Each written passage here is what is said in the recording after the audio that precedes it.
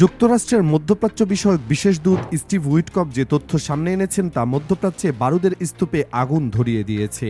যুক্তরাষ্ট্রের এই বিশেষ দূত যখন কাঁপানো গলায় জানালেন ইরান সেই পুরনো ইরান নেই, তারা এখন এতটাই ভয়ঙ্কর যে চাইলেই মাত্র এক সপ্তাহের মধ্যে পরমাণু বোমা বানিয়ে ফেলতে পারে, তখন নিমিষেই ট্রাম্পের কলিজার পানি শুকিয়ে গেল। ভাবা যায় যে আমেরিকার ভয়ে পুরো বিশ্ব তটস্থ থাকে, সেই আমেরিকা আজ নিজেই বিভ্রান্ত। প্রেসিডেন্ট ট্রাম্প হাজার হাজার কোটি টাকার যুদ্ধবিমান আর রণতরী দিয়ে মধ্যপ্রাচ্য ঘিরে ফেলার পরেও ইরানের চোখে এক ফোঁটা ভয় দেখতে পাচ্ছে না। উল্টো তেহরান এমন এক মারণ খেলায় মেতেছে যা পেন্টাগনের বাঘা বাঘা জেনারেলদের হিসাবের বাইরে। প্রেসিডেন্ট ডোনাল্ড ট্রাম্পের ওভাল অফিসে এখন চরম অস্থিরতা। বিশ্বের সবচেয়ে শক্তিশালী সামরিক বাহিনীর প্রধান হয়েও তিনি একটি সহজ সমীকরণের সমাধান মেলাতে পারছেন না।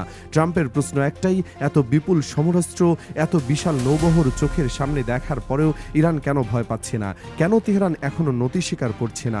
স্টিভ উইটকফ ফক্স নিউজকে জানিয়েছেন, প্রেসিডেন্ট ট্রাম্প তাকে সোজাসাপটা জিজ্ঞেস করেছেন ওরা কেন আত্মসমর্পণ করছে না, আমরা কি ওরা দেখতে পাচ্ছে না? ট্রাম্পের এই হতাশা প্রমাণ করে যুক্তরাষ্ট্রের চিরাচরিত ভয় দেখানোর কৌশলে ইরানের ক্ষেত্রে পুরোপুরি ব্যর্থ হয়েছে।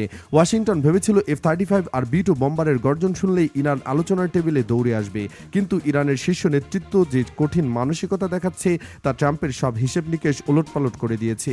ইরান বুঝিয়ে দিয়েছে তারা মৃত্যুর জন্য প্রস্তুত, কিন্তু আত্মসমর্পণের জন্য নয়। যুক্তরাষ্ট্র এখন আর শুধু হুমকির মধ্যেই সীমাবদ্ধ নেই, তারা অ্যাকশনে নেমে পড়েছে। ওপেন সোর্স ইন্টেলিজেন্সের রাডারে ধরা পড়েছে যুক্তরাষ্ট্রের মাটি থেকে একের পর এক C-17 গ্লোবমাস্টার পরিবহন বিমান মধ্যপ্রাচ্যের উদ্দেশ্যে পাড়ি জমিয়েছে। অন্তত 9টি দানবীয় বিমান বিরতিহীনভাবে অস্ত্র, গোলাবারুদ আর মিসাইল সিস্টেম নামিয়ে দিচ্ছে ইরানের সীমান্তের কাছে। এই বিমানগুলো কেবল কার্গো বহন করছে না, এগুলো বহন করছে আসন্ন এক মহাযুদ্ধের রসদ।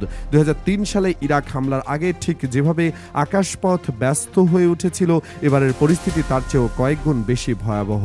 পেন্টাগন যেন পণ করেছে এবার তারা ইরানের মাটির প্রতিটি ইঞ্চি টার্গেট করবে, কিন্তু তারা ভুলে যাচ্ছে ইরানও গত 2 দশক ধরে এই দিনটির জন্যই প্রস্তুতি নিয়েছে। ট্রাম্প তেহরানকে মাত্র 10 থেকে 15 দিনের এক চরম আলটিমেটাম বেঁধে দিয়েছেন। এই সময়ের মধ্যে ইরানকে নতুন পারমাণবিক চুক্তিতে সই করতে হবে, নতুবা তাদের উপর নেমে আসবে ইতিহাসের ভয়াবহতম হামলা। ট্রাম্পের এই ঘোষণার পরপরই মধ্যপ্রাচ্যের আকাশে মার্কিন যুদ্ধবিমানের উপস্থিতি নজিরবিহীনভাবে বেড়ে গেছে। 120টিরও বেশি অত্যাধুনিক F-35 stealth fighter, F-22 Raptor এবং F-16 যুদ্ধবিমান এখন ইরানের আকাশসীমার খুব কাছে চক্কর দিচ্ছে। এই বিশাল বিমানবহরকে আকাশে জ্বালানি দেওয়ার জন্য প্রস্তুত রাখা হয়েছে KC-135 রিফুয়েলিং ট্যাঙ্কার।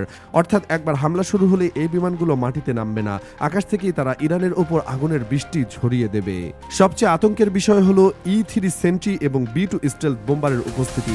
সামরিক পরিভাষায় এই বিমানগুলো যখন আকাশে উড়ে তখন বুঝতে হবে প্রতিপক্ষকে মাটির সঙ্গে মিশিয়ে দেওয়ার চূড়ান্ত সিদ্ধান্ত নেওয়া হয়ে গেছে।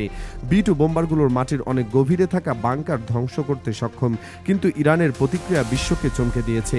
যুক্তরাষ্ট্র যখন আকাশপথ দখলে ব্যস্ত, তখন ইরান সরকার এক নজিরবিহীন নির্দেশ জারি করেছে। তেহরান থেকে বিপ্লবী রক্ষী বাহিনী বা IRGC-কে স্পষ্ট জানিয়ে দেওয়া হয়েছে, যদি যুদ্ধের ময়দানে শীর্ষ নেতৃত্বের সঙ্গে যোগাযোগ বিচ্ছিন্ন হয়ে যায়, যদি কমান্ড সেন্টার ধ্বংস হয়ে যায়, তবুও লড়াই থামানো যাবে না। অর্থাৎ ইরানের প্রতিটি ইউনিট স্বাধীনভাবে যুদ্ধ চালিয়ে যাবে। কমান্ডারের নির্দেশনা না পেলেও তারা শেষ রক্তবিন্দু দিয়ে মার্কিন বাহিনীর উপর মরণ কামড় বসাবে। এই ধরনের নির্দেশ প্রমাণ করে ইরান একটি দীর্ঘস্থায়ী এবং গেরিলা যুদ্ধের জন্য পুরোপুরি প্রস্তুত। এটি এমন এক কৌশল যা বিশ্বের সবচেয়ে আধুনিক সেনাবাহিনীকেও অচল করে দিতে পারে। সমুদ্রের দিকে তাকালে দেখা যায় আরেক ভয়াবহ চিত্র। আটলান্টিক মহাসাগর পাড়ি দিয়ে বিশ্বের বৃহত্তম বিমানবাহী রণতরী USS জেরাল্ড আর ফোর্ড এখন ভূমধ্যসাগরে নোঙর করেছে। এটি ওমান উপকূলে থাকা USS আব্রাহাম লিঙ্কন স্ট্রাইক গ্রুপের সঙ্গে যুক্ত হয়ে এক বিশাল মৃত্যুফাত তৈরি করেছে। শত শত টমাহক ক্রুজ মিসাইল দিয়ে সজ্জিত গাইডেড মিসাইল ডিস্ট্রয়ারগুলো ইরানের দিকে তাক করে আছে। ট্রাম্প প্রশাসন চাইছে জল এবং আকাশ উভয় পথ দিয়ে ইরানকে শ্বাসরোধ করে মারতে, কিন্তু এখানেই ঘটেছে এক বিপত্তি যা ট্রাম্পের কপালে চিন্তার ভাঁজ ফেলেছে। যুক্তরাষ্ট্রের দীর্ঘদিনের বিশ্বস্ত মিত্র ব্রিটেন এবার বেঁকে বসেছে। ভারত মহাসাগরের ডিয়াগো গার্সিয়া ঘাঁটি বা ভৌগোলিক কারণে যা ইরানের উপর হামলার জন্য সবচেয়ে বড় গুরুত্বপূর্ণ, সেটি ব্যবহারে নিষেধাজ্ঞা দিয়েছেন ব্রিটিশ প্রধানমন্ত্রী। আন্তর্জাতিক আইনের দোহাই দিয়ে ব্রিটেন স্পষ্ট জানিয়ে দিয়েছে যে তাদের মাটি ব্যবহার করে ট্রাম্প প্রশাসন ইরানে কোনো হামলা চালাতে পারবে না। এই ঘটনায় ক্ষিপ্ত হয়ে প্রেসিডেন্ট ট্রাম্প ট্রুথ সোশ্যালে হুমকি দিয়েছেন। তিনি বলেছেন ডিয়াগো গার্সিয়া হাতছাড়া করবেন না। এমনকি মরিশাসের কাছে চাগোস দ্বীপপুঞ্জ হস্তান্তরের সিদ্ধান্ত মার্কিন সমর্থন প্রত্যাহারের ঘোষণা দিয়েছেন তিনি। মিত্রশক্তির এই ফাটল ইরানের জন্য কিছুটা স্বস্তির হলেও যুক্তরাষ্ট্র যে বিকল্প কোনো ভয়ঙ্কর পথ বেছে নেবে না তার কোনো নিশ্চয়তা নেই। ইরান এখন আর একা নয়, তারা রাশিয়ার সঙ্গে কাঁধে কাঁধ মিলিয়ে ওমান সাগর এবং উত্তর ভারত মহাসাগরে বিশাল নৌমহড়া শুরু করেছে। এই মহড়া চলাকালীন হরমুজ প্রণালীর একাংশ বন্ধ করে দেওয়া হয়েছে, যা বিশ্ব তেলের বাজারে আগুন ধরিয়ে দেওয়ার ইঙ্গিত দিচ্ছে। রাশিয়ার পররাষ্ট্রমন্ত্রী সের্গেই ল্যাভরভ সরাসরি হুঙ্কার দিয়ে বলেছে, ইরানে যদি আমেরিকা হামলা চালায় তবে তার পরিণতি হবে ভয়াবহ এবং রাশিয়া চুপ করে বসে থাকবে না। স্যাটেলাইট ইমেজে দেখা যায় ইরান তাদের পাহাড়ের নিচে এবং মাটির গভীরে বিশাল সব টানেল তৈরি করেছে। কংক্রিটের পুরো দেয়াল দিয়ে ঘেরা এই বাংকারগুলো যুক্তরাষ্ট্রের বাংকার ব্লাস্টার বোমার আঘাত সইবার মতো করেই বানানো। স্টিমসন সেন্টারের বিশেষজ্ঞরা বলছেন, ট্রাম্প এবার ইসরায়েলকে সঙ্গে নিয়ে চূড়ান্তভাবে হামলার ব্লুপ্রিন্ট সাজিয়েছে। অনেকে ভেনেজুয়েলার ঘটনার সঙ্গে বর্তমান পরিস্থিতির তুলনা করার চেষ্টা করছেন, কিন্তু সামরিক বিশ্লেষকদের মতে এটা বোকামি ছাড়া আর কিছুই নয়। ইরান কোনো ভেনেজুয়েলা নয় এবং তেহরান কোনো কারাকাস নয়। ইরানের ভৌগোলিক অবস্থান পাহাড় ঘেরা সীমান্ত এবং মাটির নিচে লুকানো হাজার হাজার মিসাইল সাইট একে এক অভেদ্য দুর্গ গড়ে তুলেছে। এখানে স্থল অভিযান চালানো যুক্তরাষ্ট্রের জন্য হবে আত্মহত্যার শামিল। তাই পেন্টাগন মূলত আকাশপথ এবং দূরপাল্লার মিসাইল হামলার উপরে ভরসা করছে। কিন্তু ইরানও চুপ করে মার খাবে না। তাদের হাতে থাকা ব্যালিস্টিক মিসাইলগুলো মধ্যপ্রাচ্যে ছড়িয়ে থাকা প্রতিটি মার্কিন ঘাঁটিকে নিমিষে ধ্বংসস্তূপে পরিণত করতে পারে। আগামী 28 ফেব্রুয়ারি যুক্তরাষ্ট্রের পররাষ্ট্রমন্ত্রী মার্কো রুবিও এবং ইসরায়েলের প্রধানমন্ত্রী বেনিয়ামিন নেতানিয়াহুর বৈঠক নির্ধারিত রয়েছে। ইতিহাস বলে, যখনই এমন হাই প্রোফাইল বৈঠক হয় তখনই যুদ্ধের দামামা বেজে ওঠে। গত বছরও দেখা দিয়েছে, আলোচনার আড়ালেই ইরানে হামলা চালানো হয়েছিল।